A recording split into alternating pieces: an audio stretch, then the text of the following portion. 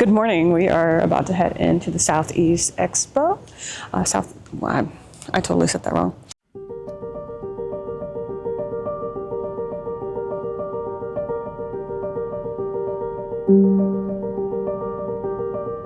Let's get started.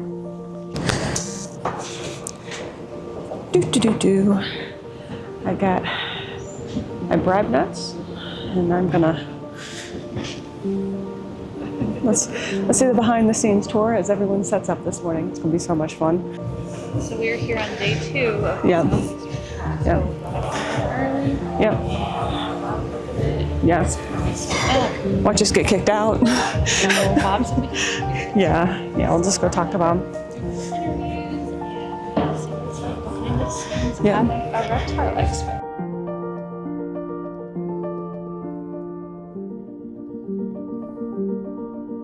So we're at the Southeastern Reptile Expo here. This is day 2. Are you guys feeling good about this? Oh yeah, day 1 was great. Fantastic.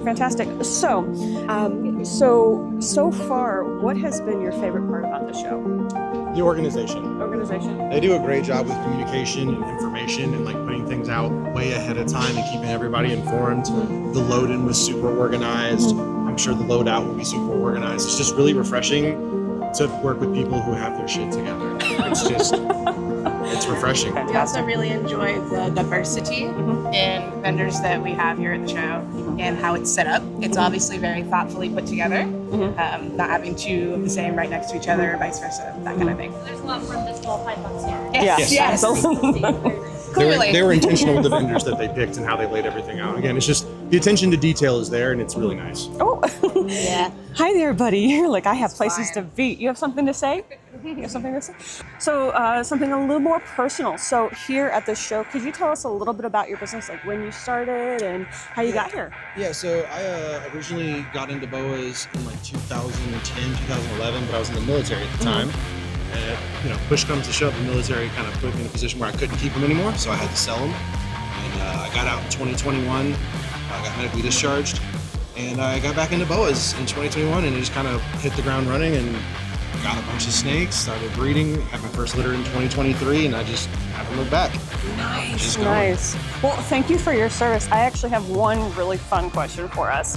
If you could have any animal, whether extinct or currently alive, what would it be? A green boa. A green boa, really? A green boa is so I want bad. to create one. Oh, wow. Yeah, like we're talking like boa no more constrictor? for it. Like a boa constrictor. We have emerald tree boas and basins and things, but like I want an actual BCI green morph so bad because it's my favorite color. I would do anything for a green one. Oh, so that'd be like so right cool. now, myself and Chaz at Low Key Boas and a couple other people, we're working on layering the Orange Gasm Pastel in the VPI Snow project because some of them will take on a really green kind of hue. Like this guy is an IMG Snow Glow, and in this light it's a little bright, but he has a kind of a greenish yellow tint to him. So we're trying to layer that over multiple generations to see if we can't make a quote unquote green pastel essentially. So we want something that doesn't exist yet. Yes, absolutely. I can't wait to see what you guys come up with over the next few years. It's going to be so much here and so much excitement. And we'll see you later this year, right? Of course. Fantastic. Oh.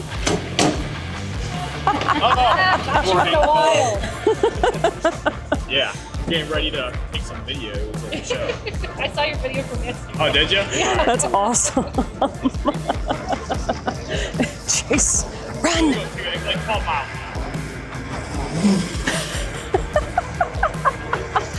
I'm here at the Georgia Herpetological Association and Rescue. They are located here in Georgia. They actually have a very big impact with a lot of the Georgia reptiles here, with rescuing and adopting everyone out. And I'm here today with Katie. Hi there, Katie. So could you tell me a little about how long you've been with the Georgia Herpetological Association? Sure. I started it with Kathy about 3.5, 4 years ago now. We noticed a great need for rescue. I'm a big animal person. I do cat rescue. I've worked with a lot of shelters. I've done guinea pig rescue, I've done hamster rescue. So I do everything. I'm not just reptiles, but there are a lot of other, well, not a lot. There are some other smaller groups that do mammals, but there's not a lot, at least in Georgia, that are able to do reptiles, and because their needs are so special. And beyond that, there's a lot of people that kind of view reptiles, I like to say kind of like Pokemon, like collect them all. So, there's a lot of people that get something, are well-meaning, well-intended, but just don't have the means to take care of something that needs special humidity, special UV, and they get in over their heads, and the animal is usually sick or has excess shed, and it's caused problems. The ball pythons we get in, they tend to have a lot of extra shed that they need to have removed. Leopard geckos, like this guy here, actually, he's a really great rescue story. He is a wonderful, ginormous leopard gecko. And you can see his arm is kind of not mobile, and that's because his old owner, while they were well-meaning and certainly wanted to do the best thing for him, it wasn't intentional. They injured it pulling off stuck shed because their tank was too dry. And so he's just, that's just how he is, but he gets around, and our vet, said he's not in pain. He's worked out how to live with that. So it's kind of things like that. So they're not all perfect, like rescue animals, or in general, they're not all 100% perfect. So a lot of times we have different asks of adopters to build their habitats just a little bit differently than some people would buy a kit at a pet store just because they have special needs. So if somebody wants to donate either money or time, where could they go? Well, our website that we built, it's GHAR.com. There's a donate page on there that will take you straight to our Shelter Love account. And Shelter Love is a third-party managing system that only helps small rescues. So we keep all of our animals in there. All the money that's donated through the widget goes directly to us. And vet bills for exotics are costly. Exotic vets is such a specialty that someone has to go into. So not only are they a vet, they have to study how to treat in the same day, like a guinea pig, a boa, a leopard. So it's special knowledge. So unfortunately, they give us what discounts they can. So it's things like that could really help. As far as time, we certainly need volunteers to be foster homes. Our greatest foster home need are for kind of your normal pet store bought reptiles. So like your bearded dragons, ball pythons, leopard geckos. But it is a little bit of training that we do for our volunteers. So we just ask that if someone wants to volunteer as a foster home, they be prepared to commit to the time for about a year. Minimum, just because it's a lot to try to rehome, to place an animal from a different foster home. And then, our largest foster home is with my partner with the rescue, Kathy, and she lives in Rockmart, which is about a 45-minute drive from Marietta, so it's not really too bad. And we need a lot of help out there because we keep the bulk of our animals there, our larger animals, things like because we're licensed to take tegus from seizures. Kathy has the license for us for that, so DNR will place them with her as opposed to euthanize them. So we have volunteers out on Saturdays at Rockmart to help with Kathy, and it's a little bit of work, but it's quite a lot of fun, and especially for someone that wants to get into reptiles but doesn't necessarily know a whole lot, coming out for a Saturday a month to help feed and clean, the sulcata tortoises, the larger snakes, that's really fulfilling. And then, of course, you get to learn about them and handle them, have your picture made with them, fun stuff like that. If somebody wanted to adopt, they can go to the same website and look online. Is there a facility where they can go and meet the animal in person? Would it be out there? Can they meet everybody? No, because all of our volunteers keep the animals in their homes for us, so we try to respect their privacy and their time, and only get them to coordinate with the adopter once it's been approved. Just because people, they change their minds kind of midway, and then I've used up my volunteers' time. But we do meet and greets. We have a really awesome book that I don't know where it is right now because I just got here a minute ago. But one of our volunteers made a great book that has all of pictures of everyone. We have on our website, the adoptions page, there's a picture of everybody that's available, the bio to the best of my ability about what their needs are and where their pickup location is. But we try not to bring a whole lot of, these are all our educational animals for the most part. We try not to bring a whole lot of our adoptions to a show just because we don't want to take attention away from the reputable breeders here, who are working. And our adoption fee is $40 put in their application. You want to put as much information as you know, what research you've done about the diet and the habitat requirements for the animal. Research a vet that's near you that will see your animal, because not all vets will obviously see exotics, especially for our tortoises, which, sulcatas, that I have like 8 tortoises, and they're gonna probably outlive me. So when I get to that time, I have to think of someone, to will them to, similar to how a person that has a parrot, would need to do. So kind of those things for specialty animals, like thinking ahead. And then the other portion of the application is just to send in photos of the habitat that you have ready. Need for humidity for animals that need that. So just sending pictures of their gauges, because again, like with adoptable animals, is kind of a little bit different from going to a store and just buying something and getting the habitat ready while it's sitting in its cup. Like, Some these might have guys special need, needs. place to go in, and even just the shock of their past experiences. They kind of even out to a new home a little bit faster if everything is ready for them. Yeah. And then sometimes, the kits, is, probably as well as I do, the kits don't have everything that a person needs. They're And just sometimes they're putting in balance too. So you might have like a desert animal going on tropical substrate, and you just have to be careful about all that. So things like that. So just making sure that you build your enclosure that's going to be suitable for that animal.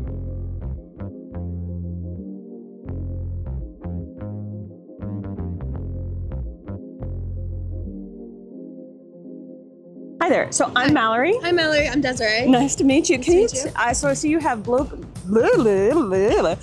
cold cafe. Cold-blooded cafe. I am great this morning. Where's my caffeine? Could you tell me a little about your organization? Yes, so Cold Blooded Cafe was established in 2007. We've been breeding rodents for a very long time now. We sell online exclusively and at shows. So we have the retail division, we have a wholesale division, and then again, we're here and we do a lot of social media. So we supply rats and we supply mice. These are our prices. And then we have some specialty feeders.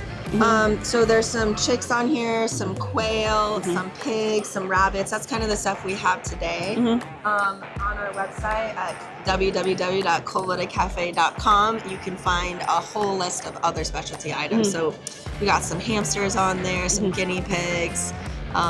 We even do crawfish and feeder geckos during the season. So kind of just a one-stop shop for all your feeder needs. Where are you guys located? We are in Indianapolis. For shipping, how quickly do you get the shipping out? So we ship every week, Monday, Tuesday, Wednesday. So kind of just depending on where you're located, if it takes, 1 day to get to you or 2 or 3. We ship on Mondays to our longer distances. So it usually takes about, if I ship Monday and you're in California, you'll get it by Thursday. Well, for the ball python owners out there, you know how they're very, what's particular is the word that we're looking for here. So do you have a certain color, or are they various colors of rodents for those particular picky eaters? A lot of our stuff is just mixed together. A fun question here. I'm assuming you got into the reptile business yourself, maybe as a hobby or anything like that. What is your favorite reptile? My favorite reptiles are the monitors. Monitors. I love the monitor lizards. I don't know. I had my first frog when I was like 10, and then my late husband had a lot of snakes growing up. We grew up together, so from like 15 to 35, we just kept collecting snakes over the years. We went through ball pythons, green tree pythons. He really liked a lot of the rare, eclectic type of stuff, or some emerald tree boas. He was very into that. Those are really cool. Brownie lizards, the tree monitor lizards. So yeah, I have quite the collection in Indiana of reptiles myself. That's just my side passion for fun. Everyone on the team has some sort of reptile, either projects or breeding or just a pet snake. So it's quite the family of reptiles over there. One And last question. crocodiles. Oh, We do crocodiles too. Crocs. That's Yeah. cool. That's cool. She's more brave than I am. I like my fingers. So one last question. If you could have any exotic animal, whether extinct or current, what would it be? The extinct, that threw me off, because I usually say a parenti monitor from Australia because you can't have them here, but it's the coolest looking lizard I've ever seen.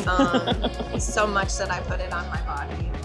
That's wicked. I love that I artwork. love Look at the the puzzle. shading. Yeah, Oh. the puzzle look of their face is just my favorite. Oh, that's wicked.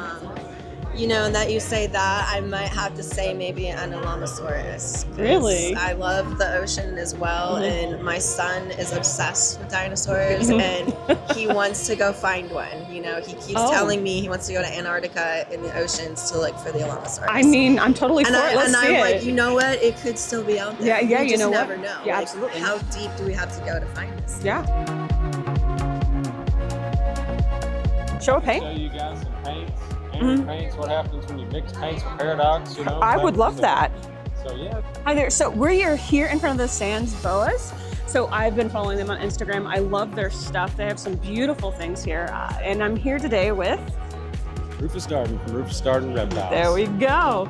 So we have, these are beautiful Kenyan sand boas. And I've called them my dirt noodles. I love them. They have the most adorable faces in the world. And I've been looking at their paints for a while here, and he was going to show us some of his cool stuff today. I guess for people that may not be as familiar with the sand boa morphs, this is a paint. It's like a recessive stripe. And Jeff Holloway was the first person to produce these. And now what this is, by bringing this morph into the hobby, we can of course make various types of combos. And I'll be glad to show you a couple of those. For one, just I guess right here, there you can see that's an annery paint there. That's the one I've liked. That's the one I would love to buy. Beautiful. But then you can also add the GX into that. This tends to be one of the even more popular morphs with many people. This, not only do you get the paint, that stripe, but you also get that nice clean head with those dark black eyes, and just an impressive look to that sand over there. Oh yes. Yeah. How old is this one? Well, this particular one is almost 2 years old. Almost 2 years. Yeah. And we have, I'm assuming this might be a male. It is. Male. Yep. And then we have the females up here. I've got the females up here, and I usually bring some adult females and males to the show because people will see these babies and they're like, well, how big do they get? I can just be like, male, female. Yeah. So, yeah, this, if you wanted to see like as big as one may get, this is a little bit above average, but I don't want to hold her too much. I haven't cleaned my hands in a minute. I'm so sorry. So this is a paradox albino, and another sort of single gene recessive. Unlike many other species of snakes, this type of paradox is inheritable.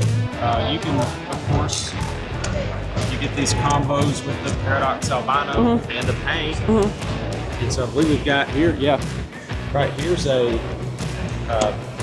paradox albino paint. Trying to be its best impression of a tree. Tree python. I love everything about that. Yeah. The thing that's kind of cool you'll notice about these, that black that shows up, that paradoxing, it's always going to be in a spot where the pattern would be. With those paints, it won't be right down the middle. If you see anything on the middle, that's just where a normal pigment would be. That's so cool. That's gorgeous. And then, of course, if you combine that with the annery, you can produce, get all that paint showing through at the same time with the annery and the paradox albino. You get a paradox snow paint. That is a gorgeous baby.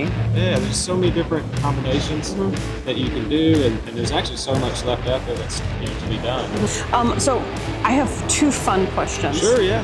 So, here today, what has been your favorite animal? Like either here at the show or on your collection, or just here today? Well, oh man, there's so much out here at this show. I mean, I do like some of the hognose that I've been able to see here, and I really enjoy seeing those. And then trying to think if there's anything really unique. Some of those, some of those red-sided garters over there, Exotics Unlimited. Those are pretty cool. Yeah. So if you've seen those, yeah. So anyway, I really like what they're doing over there. And of course, one of my, I love the different morphs of Kenyans, but I also like it's a different species here. This is Eryx miliaris, Russian sand boa, and so I didn't get to bring many adults to this show because they're all being just kind of overwintered right now. You do cool them down, unlike some of the other sand Oh, so they boas. brumate. Yeah. Oh, wow. And so you can see this. See how black? Wow. It's going to be all the way around. That's a super black. This is an adult male. And so the cool thing about these, you can keep them very similar to the Kenyan sand boas. However, when it comes to breeding, it does help to cool them down for about 3 months so that you can get good reproduction there. But behaviorally, I kind of like them better than the Kenyans. They're more outgoing and interactive. You know, they'll actually sort of cruise right up to you and see what's going on. Is that one going to grow up to be more like this? Exactly. So kind of a unique thing about these, unlike again like the Kenyans, they're all born with a pattern. And then they go through this ontogenetic color change to where they just get darker and darker. Maybe like, I don't know if you're familiar with like the IMG boas. We have one. Okay, Yeah. all right, so good. I just thought I'd kind of throw that out as an example. So you guys know how they just increase in that pigmentation. It's kind of like that. And so you can see when they're adults, they may have just a few specks left on them that are white or silver. Or occasionally you'll get an extreme, what I call extreme super black, that's just solid black all the way around. Oh, Yeah. wow. So, That's impressive. yeah. Very And impressive, you can actually. see, you know, more pictures of those on my Instagram. So one last question. Sure. If you could have any animal, I'm talking any animal, whether it's extinct currently or in the future, what would it be? Oh man, you could ask me that every day. I might have a different answer. I don't know, but I'm kind of thinking in the line of snakes right now since we're here. But I gave him too many options. I opened it up. You stumped me. It's I guess all animals. You know what? It's something I've really liked looking at ever since I was a kid and learned about reptiles and everything. These prehensile-tailed skinks, or monkey skinks, or monkey-tailed skinks. Yeah. Well, what is that? Parusha or something? I don't even know if I'm pronouncing it right. Zerata. But I don't English well. Okay. Yeah, but they're like solid ones. I've always thought those are really cool. I've never been able to keep those, so I'd like to have maybe a pair of those someday. I think those would be awesome.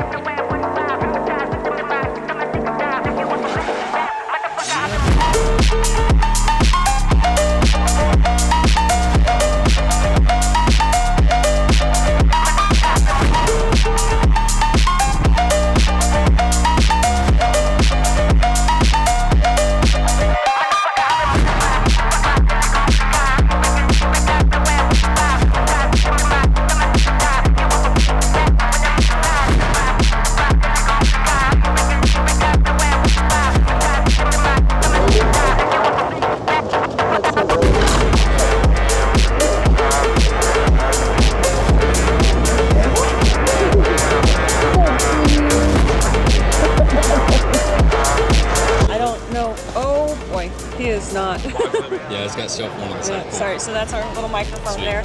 What got you into your jumping friend over here? So I started keeping tarantulas when I was about 5 years old. I started probably at about 3 wearing my mom down. And then I don't know what I said or did, but she let me get a rose hair tarantula. And that kind of started it all. So back then, there was not really a lot of good sources for tarantulas. Just whatever we had at our local pet store. And of course we kept it wrong because we were going based off what they told us. And it's actually kind of comical. And so, yeah. What was that? So that's actually a defense mechanism that versatillers have. They can shoot poop up to 2 feet away. And so you'll notice, so they kind of calm down a little bit now. So just keep your hand over. No, it definitely. So what it's doing is it's trying to climb up. So you saw it stop. It'll turn around here in a second. But they always like to go up. So it was just going to the higher or it's elevation. just going where it wants to at this point. That's what they do. Okay, so just keep your hand over. Nope. I still want to go. This is hilarious. But yeah, so oh, hi there. These guys are arboreal, so they can jump and fall out of trees, and they're not going to get hurt. All these fluffy hairs that you see are designed to provide like a parachute for them. So as they fall, it increases their surface area to mass ratio, like a parachute does for like people that jump out of airplanes. And it will provide that slowing. It slows them down, basically. So it slows them down, and it allows them to land safely. But then they also have more flexible joints and other adaptations to help them survive falls. But yeah, so we got into tarantulas. I got into tarantulas at a very young age, and when I finally was able to move out of the house, I started getting the really cool stuff. And so I started with green bottle blue, and then I got a Brazilian blue. I really love the blues. And then well, it's a definitely unique color when it comes to exotics. You don't really see a lot of blues. Yeah, so that's, well, and this is fascinating. Yeah, well, you know, the interesting thing is a lot of blue in nature is light refraction. It's not pigment. And so it's hard to create a blue pigment. And so in a lot of invertebrates like butterflies, you'll notice the same thing. If you turn the light off in the room or put it under a different type of light, the butterfly will actually, some butterflies will actually appear black. That's why they don't have color mutations like reptiles do, many reptiles do, or you can't really line breed. And not only that, but tarantulas take quite a long time to mature, and it's hard to line up breedings because you can't have a male for a long period of time. So it just creates a lot more challenges. They tend to be eaten sometimes too with the some females I've been seeing at least. So most of that happens because the female's either not conditioned right or she's not fed enough. The females, the reason that they eat the males is because they're trying to provide enough nutrition to grow those eggs. So there's actually a hormone response that is released as soon as she breeds and has an insertion from the male. Her body releases hormones to start growing eggs, and that triggers a response to start eating everything in sight. And so what we do to simulate that is whenever we breed them, we'll protect the male with tweezers so that the female can't eat him, and then we'll just throw a handful of crickets in there instead. So she's getting getting that like fulfillment of that response to eat, so she can start growing her eggs. We'll feed her up heavily, depending on the species. For versicolors, we'll feed them up heavily, like every day for a couple weeks. After that, they start to slow down on eating, start to grow eggs, get really fat, and then about 2 to 4 weeks later, usually have an egg sac. And then she'll sit there and rotate that egg sac for up to 60 days until the babies hatch. So they're really good moms. And you know what's really interesting about what you're saying they're really good moms, but is seeing how big these are. So everyone looks in movies and they're looking in films and all that. And they see big spiders, and a lot of them they don't seem to be that big. Yeah, so especially the ones that you have here today, at least. Yeah, so all the V's are captivate babies, so they're going to get bigger. A lot of the tables that you see, some of them are wild caught. So a lot of the adults you see at shows at most expos are going to be wild caught animals. Now sometimes they are captive bred. But anyway, so that's the reason, because we only do captive bred tarantulas. So they do start smaller. I can hold that. Okay, cool. Yeah, they're really docile. They're like little teddy bears. But anyway, so this girl or boy is going to get a lot bigger. So she'll get about 6 inches. Oh, okay. And they're fully grown. Oh, that's not bad. Yeah, you can really tell in the black. That's really nice. Beautiful. No, this is a gorgeous animal here. Yeah. Now, we discussed how you got into this business, but is this one of your favorites here today? So I really love versicolors, but so like my holdback, my personal animals, like I keep a lot of animals for breeders. Okay, let's see where it goes. Facility. So I probably have, anywhere from 800 to 1,000 animals that are just my personal breeder. I do still keep versicolors, and we are actively breeding these. It's one of our most requested animals. They're just gorgeous, and they're actually added to the CITES, so they're harder to obtain now. But yeah, they're really awesome animals. I do love versicolors a lot, but I also really appreciate a lot of the other Avicularinae, which is a subfamily of tarantulas that are like fluffy tree spiders, basically, that are more docile. You're really into the spiders and tarantulas and stuff. If you could have any animal, I'm talking any, whether it's extinct or current, what would it be? Well, that's really hard because I also do a lot of really cool reptiles. I guess it really just depends on what I wanted at that time in my life. So if I wanted a really awesome, large display animal, I would probably go like tree monitor. I love tree monitors a lot. The blues are stunning, but probably my favorite would be like a really high quality, strong locality tree monitor, because they have, when you get really nice animals, they actually have 3 colors. So they'll have a yellow throat house a lot of the time, the green base color, and then a beautiful turquoise speckle. So that animal's just gorgeous. I would probably have one of those. But yeah, the tree monitors are just amazing. Now, if I wanted just something I can interact with, I'd probably go with like a melanistic red bar, Leachianus, which are the largest geckos in the world. So those guys can get 16 inches from snout to I can hold that for you for him. And But yeah, so those guys will get large. They'll be black, they'll be red, and you know that's just a stunning animal as it is. If I was going to go tarantula route, I mean, there's so many different types of tarantulas. I mean, the Celedonia are amazing. You know, these guys are really cool. They're arboreal trapdoors. So, Oh, he's so little. can you see? Can you get a good focus on that? Oh my. Oh, I see him. Yeah, yeah. So, Super tiny. So these guys are arboreal trapdoors. They blend it. They blend it with wood. But to be honest with you, I probably wouldn't be able to just choose one. It's just so hard. Yeah. I mean, when we build our collection, I think that one of the things that separates us is we really focus on animals we love. Like we are just super passionate about everything we keep. So we don't keep anything that we're not super excited about breeding and keeping, or have wanted since we were little kids. And then that kind of goes to the same for the tarantulas too. Like I'm only keeping things that I'm super excited about breeding, and I think that also changes the experience for the customer too. Because when we're working with stuff and breeding it, we're getting a higher quality product, and we're not just moving stuff for volume. But the things that I'm keeping and breeding, most of it is like stuff that I'm like, okay, this is going to be a first breeding in the captive breeding in the U.S., or it's just a super rare, awesome species that I love. So that's what we do with our breeders. If I was going to keep one tarantula, I mean, again, depends on what I was looking for at the time. The Celedonia are amazing just because they're kind of one of our trademark species. A lot of people come to us for those, but they're just so awesome. Their adaptation, blending it with the tree and then watching them hunt is just amazing. But if I was wanting something that with a little bit more size and color, I would go with one of the avicularias. And these guys they're technically carabiner right now, but they used to be an avicularia. But that's basically fluffy tree spiders that are docile. This is one of my favorite species actually right now. This is Avicularia giraldi. So it's going to be like basically an adult version of this. So this will turn into a purple, pink, and green tarantula.